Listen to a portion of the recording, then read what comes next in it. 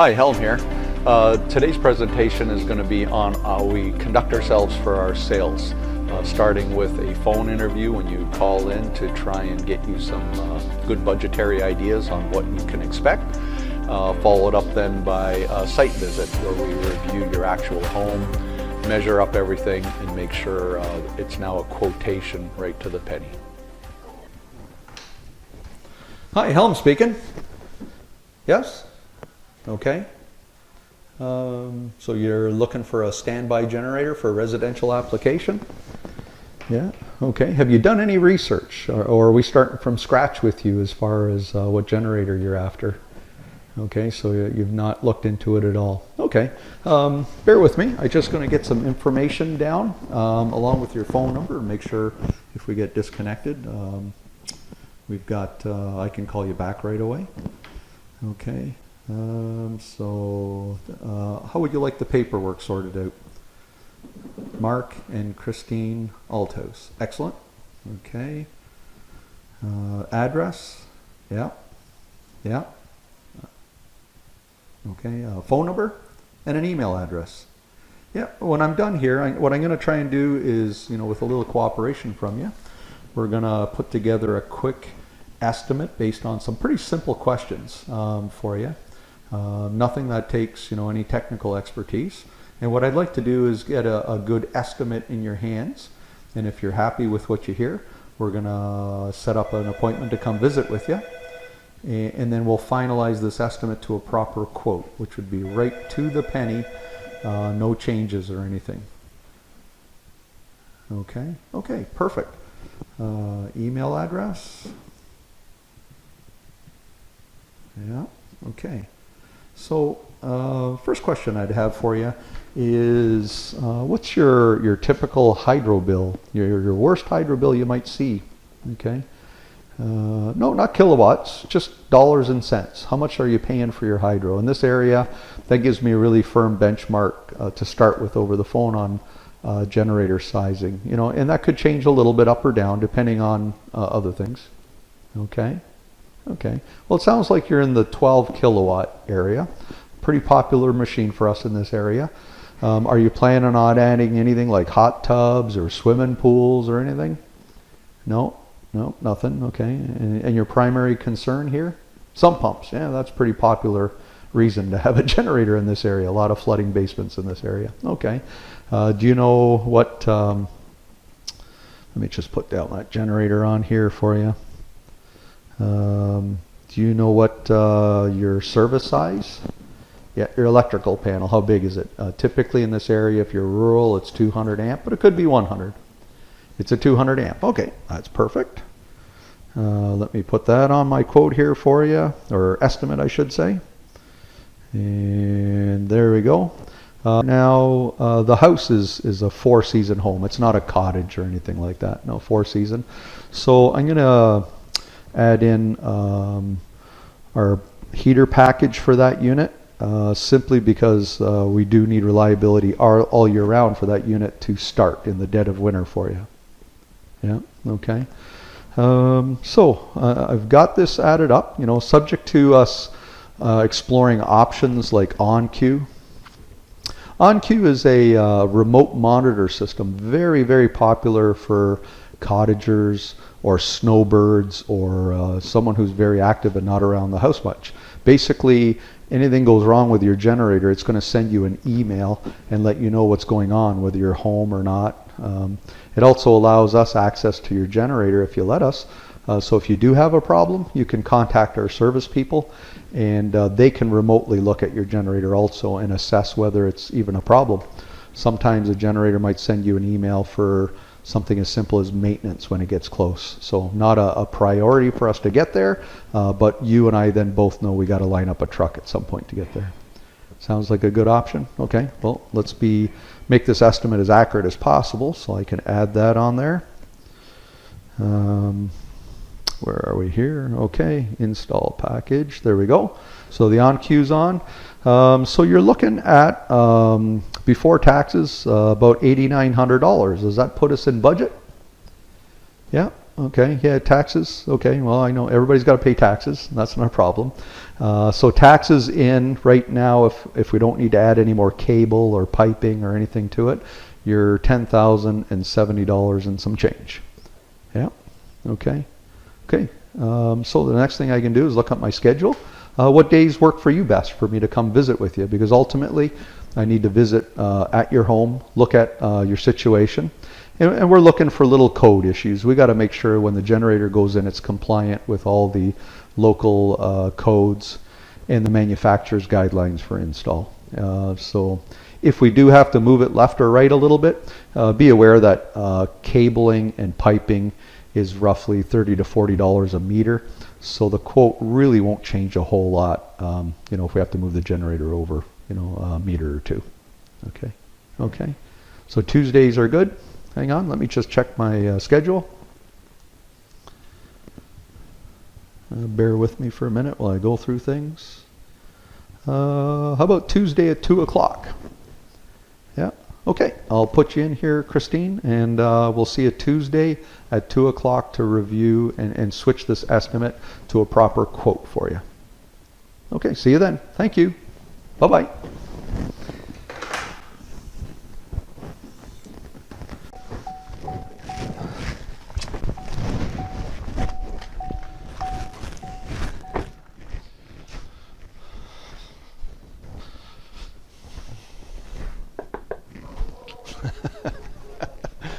Dogs. Hey, Christine, how are you? Good. Helm. Hi, Helm. Geco. Well, if you're ready, we're going to need some shoes on and everything as we start our adventure on the outside to figure out placement and location and what your ideas are, and hopefully I don't squash all your happiness here. No worries. I'll Okay. Mark and we'll meet you out there. Okay. Meanwhile, I'll snoop around, look at your hydrometer and stuff, and I'll see you outside. Okay. Okay? Thanks. Okay.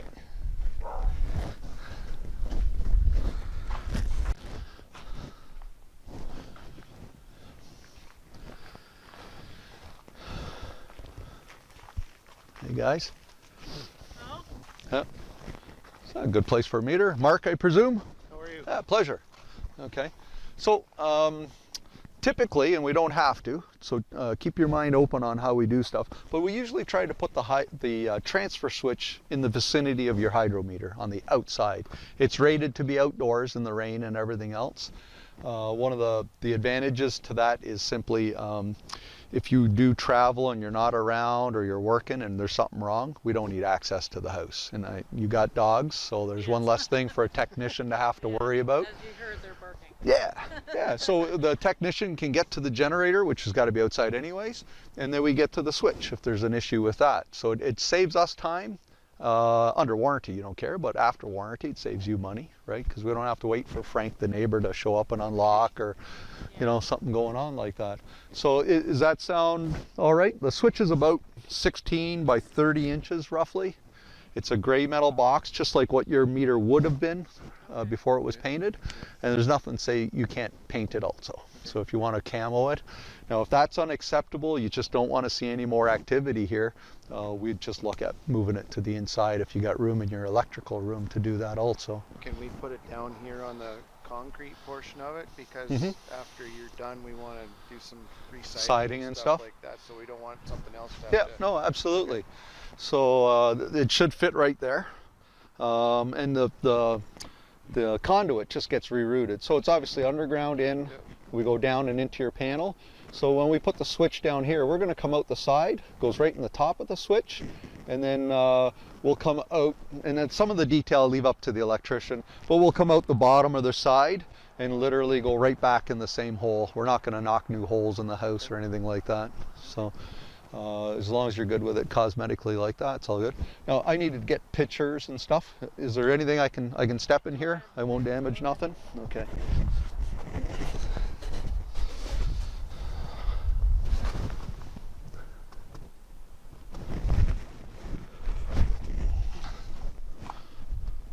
Okay.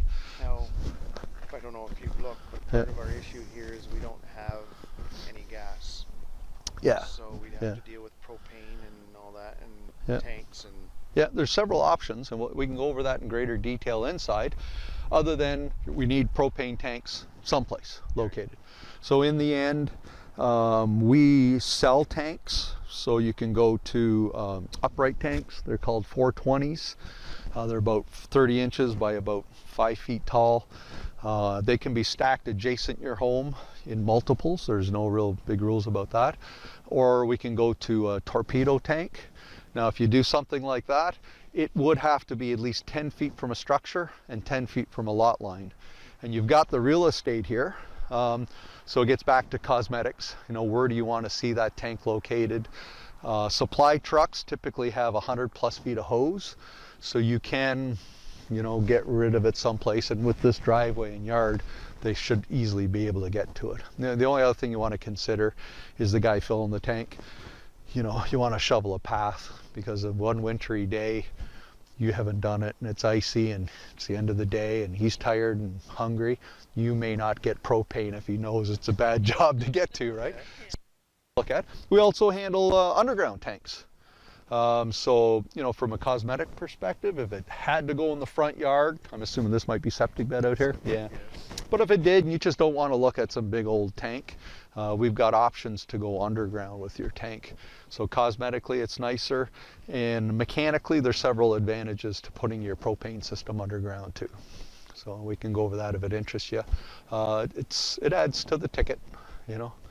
So there's lots of options there, and we can review that as part of this whole package, some of which would maybe involve us, some maybe not. So switching block is here. Yep. Generator obviously has to go here somewhere. No, not obviously. One thing I'd like to express is that cabling is actually cheaper than gas piping. Oh. Okay, so if possible, I typically take the generator closer to the fuel source and run the cable. And there's reasons you would not do that or anything. This is a bit of a mechanical side to the house, so we could put the generator here. Are these bedrooms on this end of the house? Yeah. I tend to avoid that, entirely up to you. I mean, it's a newer home, so you've got 2x6 walls and insulated and everything. But if you like the windows open at night in the summertime, and that thing's parked there and fires off at 3 in the morning, you know, someone might get upset with me. I try to avoid that, yeah. Obviously, if we can keep as much out of the garden as possible. Yeah, exactly. So, and entirely up to you. So we can go through pluses and minuses. There's about $10 a meter more for gas piping to install versus cabling. Okay. So every meter just adds another 10 bucks, 10 bucks, 10 bucks, right, on stuff. So the switch here is best. And your propane, we gotta, if you brought the generator here, our only real option would be near the corner of the house over here, because there are codes for how far the exhaust has to be to any windows that can open. And that wouldn't be too bad, because it would be blowing out into the driveway and away from the house. So if that is your ultimate like for the generator, that's an option to us. But we got to get the propane back to here. So you're heating with oil right now? Yeah, and wood? Yeah. Are you looking to keep the oil for a long time or anything? No, No. It'll probably, once the furnace is done, then we'll obviously probably change over to propane. Propane, We one already fuel, have yeah. propane here, right? Yeah, so keep that in mind too. So at some point, if your furnace and everything is here, what we might want to do is make sure we also size the piping big enough, not only to handle that generator, but take care of that future load too. It's pennies now compared to possibly undersizing it, ripping it all off and starting again. And there's different ways we can approach that. Propane's nice because we're dealing with high and low pressures, so we can really manipulate the system. Natural gas, we just got to get into bigger and bigger pipes to accomplish what we're after. So does that interest you having the generator here, given what I said, or should we explore someplace else? I'd probably put it wherever we're putting a tank. Okay. Yeah. I So- don't think I want it in the garden. This being the garden here. Yeah, fine, that's good. And now, I know we have to eliminate a propane tank, like a torpedo tank underground, because we can't dig. you're on shale rock on or something. shale here, Yeah. so Okay. Our options are pretty Yeah. much, I don't know, probably Yeah. somewhere over here for it. For the generator or the Tank tank? and both. Yeah, both. That's what I'm thinking. Okay. Are we on asphalt or interlock in your driveway, so it's No. easily dug up and stuff? Yep. Okay. So the other thing I'll enlighten you to is the further we get away and trenching and everything adds cost Yeah. to the program. So, and we can do it again to make sure we're within budget or not. But do think long term. Once that generator's in there, if this is your forever ever home, it's going to be here for the next 15 years plus. We got a lot of customers that are over 15 years, so it's not like a car which, you know, you might trade out every 3 or 4 years or something like that. So Right. think long term, invest now for the future. Right. So, but you've got this big stone here, so how would we get line under it? Can we tunnel under rock like that? Move it. Just move it? Yeah, you're the guy for that, right? We're fortunate that way. Okay. What about the back side of the house as options or anything like that? How deep do you got to dig the trench for? Gas has got to be, well, if we're saving bucks, now, obviously you have excavation equipment, so we've got an advantage here that takes care of a lot of things. If you didn't, not trenching and everything is far cheaper. So what I tried to do is either affix the cable to the house or go through the house. Is your basement all finished, like drywall to the ceiling and everything? No. There. So if the far side is your living room, kitchen area, and you want to hide the propane tanks, that'll be one of your least costly ways to go, is put the generator, the propane guy can still come in and around this way or that way to fill the tank, and then we can bring the power cables through the basement and just come out here again. I think we have a whole lot of choice other than putting it over here, because Okay. out front Yeah. is our septic. Septic, yep. Out back, Yeah. our water line goes that way, Yep. right around the corner of the house, and it's Okay. like less than 3 feet in the ground because of the shale. Okay. It's covered with insulation. Yep. And the basement from the service room that way Yeah. is all finished ceiling. Okay. Okay. So we're pretty much Yeah, looking over this way yeah, towards so the it all- chicken and we coop. got the room, because you said 10 feet.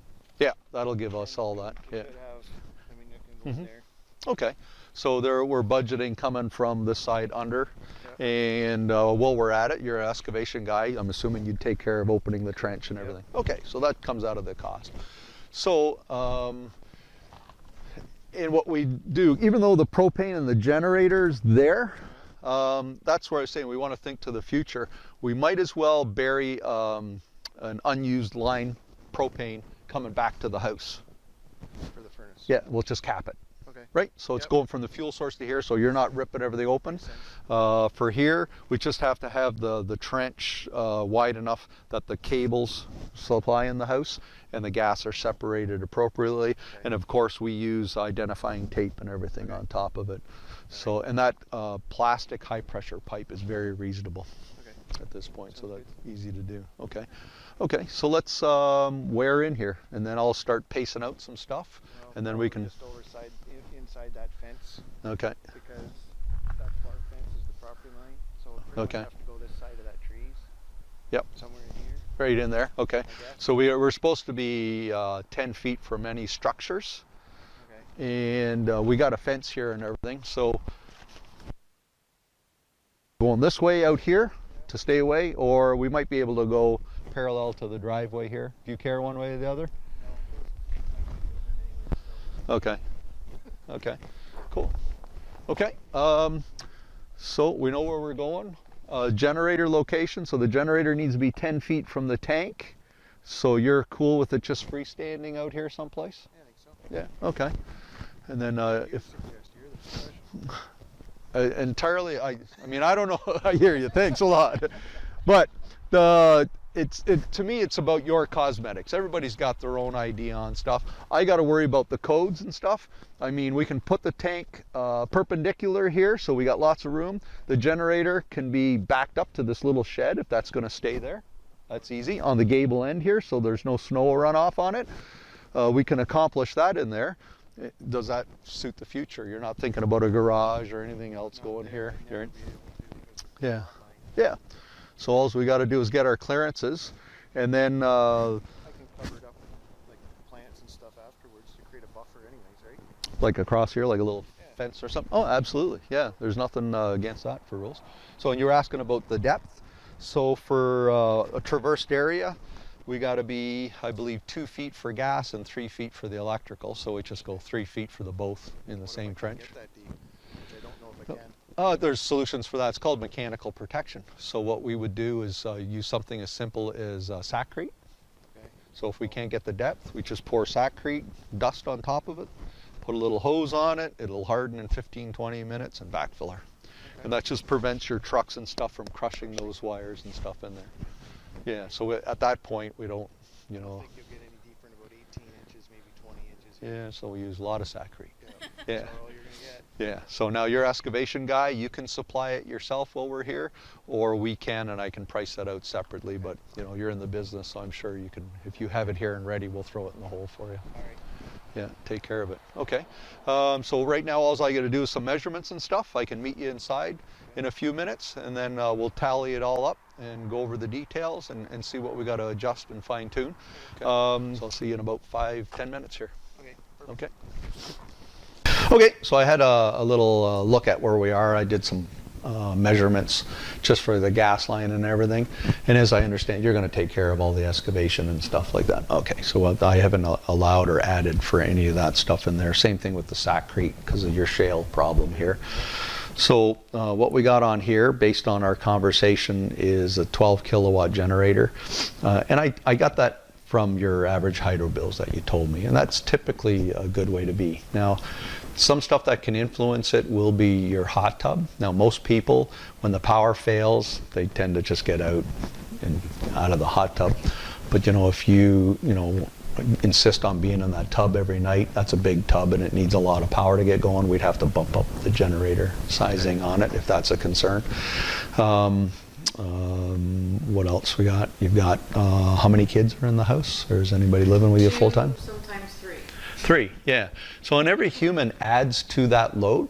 So, I mean, when everybody's out working, this 12 will take care of that hot tub and this whole house and everything. It just would be not an issue.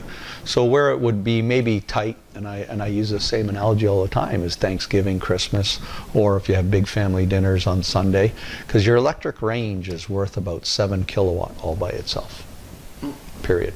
So that's leaving you 5 left over to run pumps, cycle the hot tub, and so forth, if you had a bird in the oven and all the fixings on top, like it's going full out, right? And then when every soul you have in the house, so the toilets are flushing more, the fridge is opening, closing more, the air conditioning runs a little more, it all just tacks on a little extra load as we go along on things. So if you move up to the next size of generator, it physically looks a little different, but in the location we're going, it won't have any impact on safety or any install codes. It's just, instead of being 30 inches square roughly, it's about 4 feet long. It's only another 2 kilowatt, but you do get quite a handsome upgrade because the engine goes to hydraulic lifters.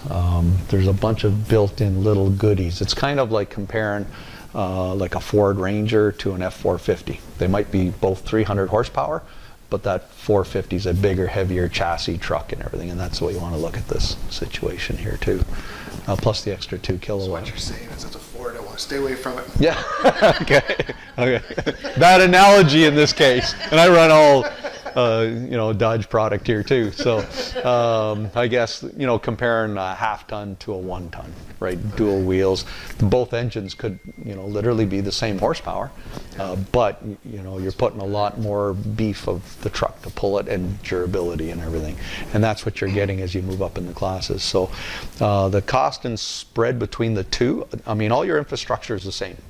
The cement pad's the same, all the work, digging, trenching, the gas work, the electrician, the permits, everything's the same. So the cost spread between the units is going to tack on about $800 to $900. And on the system here, once we go through all this, if you want me to swap it out and put in the bigger unit so you got an actual cost difference to make a better decision, I can send you the estimate or the quote for both, so you can think about it too. So all things aside, if we leave the 12 kilowatt in there, the transfer switch, of course, is the same. Doesn't make a difference what the generator is. The switch is based on your service entrance size, not the generator behind it here. I've got what I call my arm twister option. And basically, I insist, if it's a 4-season home, this isn't a cottage that you abandon in the winter, is we're putting on a cold weather package. And basically, it's a little block heater on the engine to ensure when it's minus 20 something it'll start, and it's on temperature switches. I always say I don't need your generator hot, but I need it not to be minus 25 if you lose power. So that's already in there. And you're opting for a 500-gallon propane tank, torpedo style, or a horizontal mounted tank that you're going to purchase. So we laid all that out. So the total cost, everything in, and including running an extra line for future use for your furnace, because at some point that oil furnace may perish and you'll upgrade. We're looking at $13,120 before taxes. So if we upgraded you to the 14 kilowatt, we'd be about 14,000. So that, you know, on the spread on things. Any questions or Yeah, concerns? mine's still stuck on that glow plug thing that you said kept it warm. Yeah. Block heater. Yeah.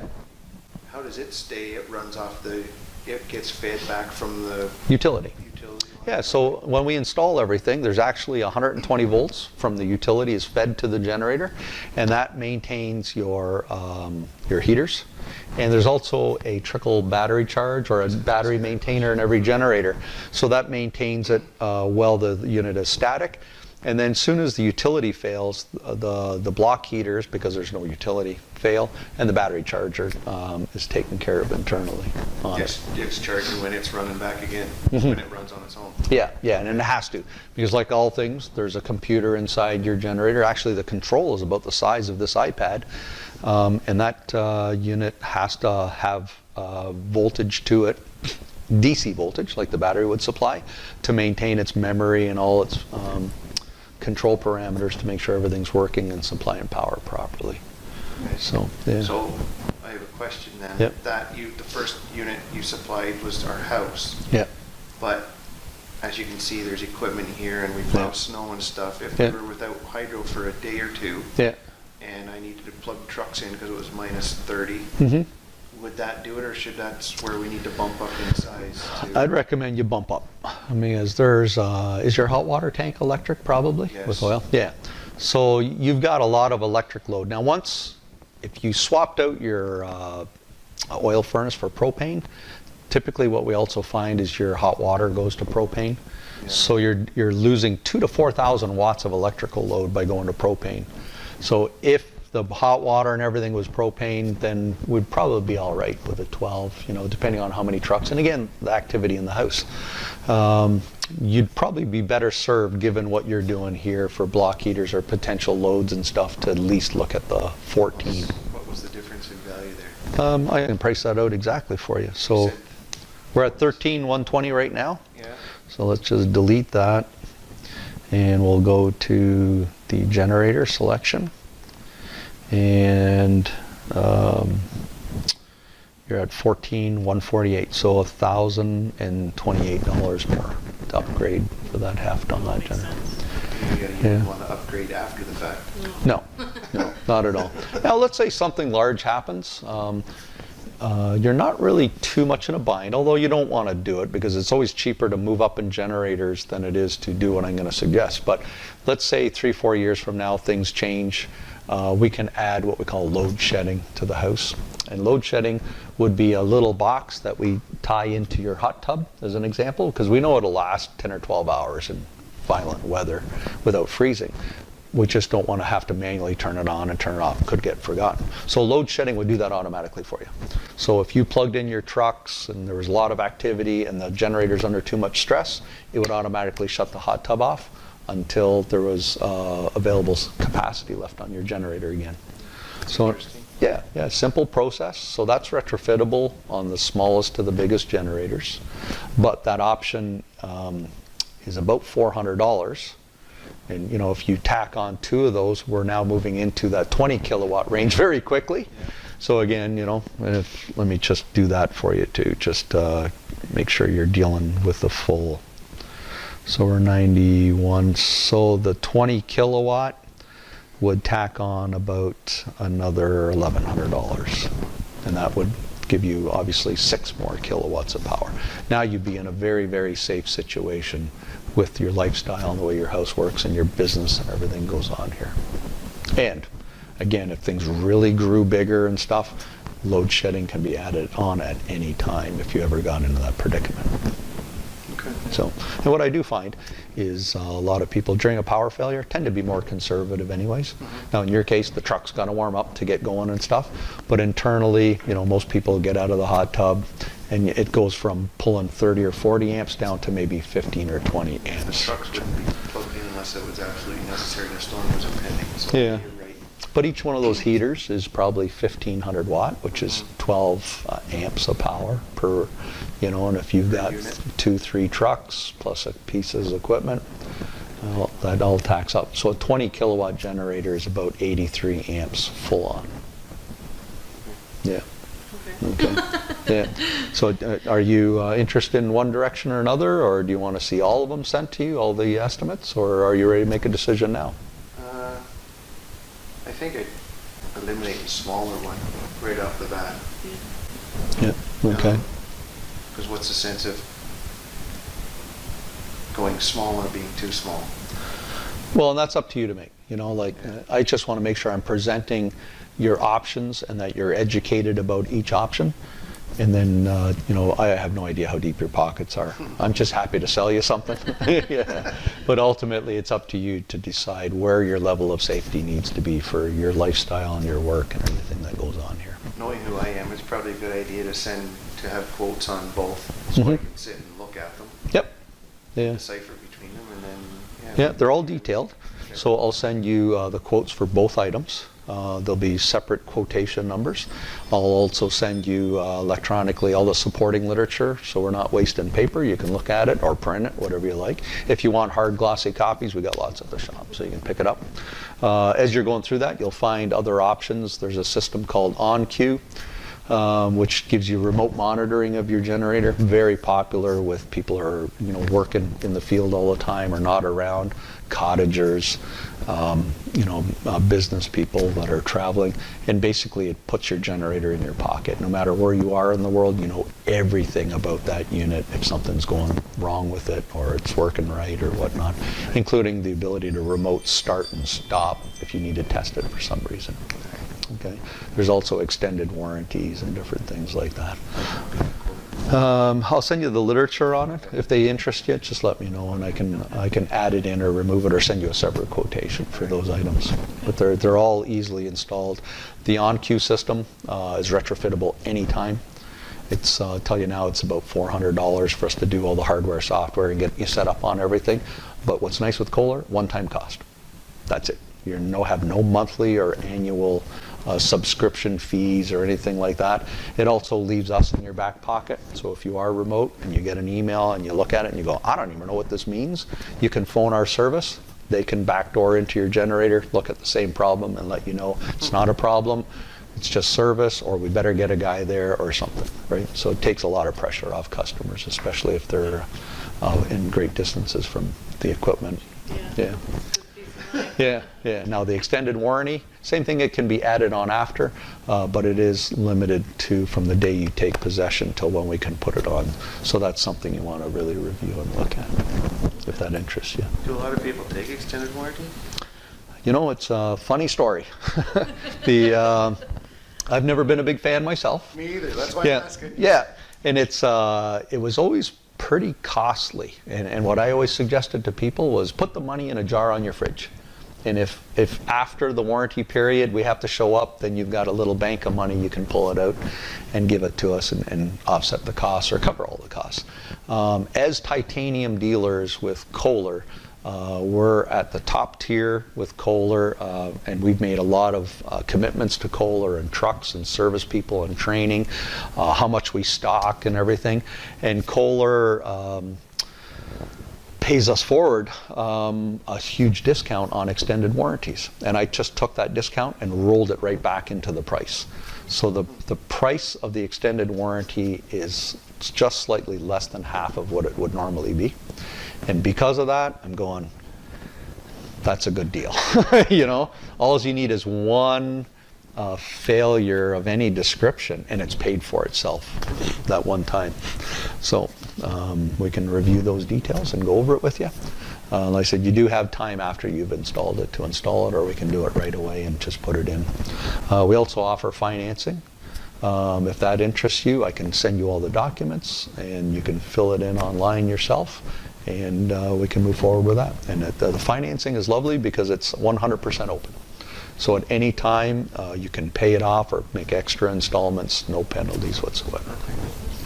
So if that gets you to tax time or an inheritance or something, then we're glad to work with you that way too. Okay. That's great. Well, thank you for your time, Helm. Yep, you're very welcome. I'll get these fired off to you right now, and I'll ask you to check your cell phone before I leave to make sure you received them. Yeah. Okay. That's one. And there's the second one. So I didn't hear your phone chime or anything, but I'll get my boots on and yeah, okay. I'll check it out that way. Okay? Yeah, you're very welcome. Thanks for having me into your home.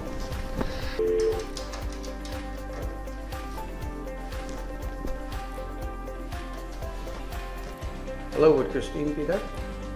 Hey Christine, this is Adam calling from Geco Industries. How are you today? Good, good. I have a install date for you, February the 3rd, next month.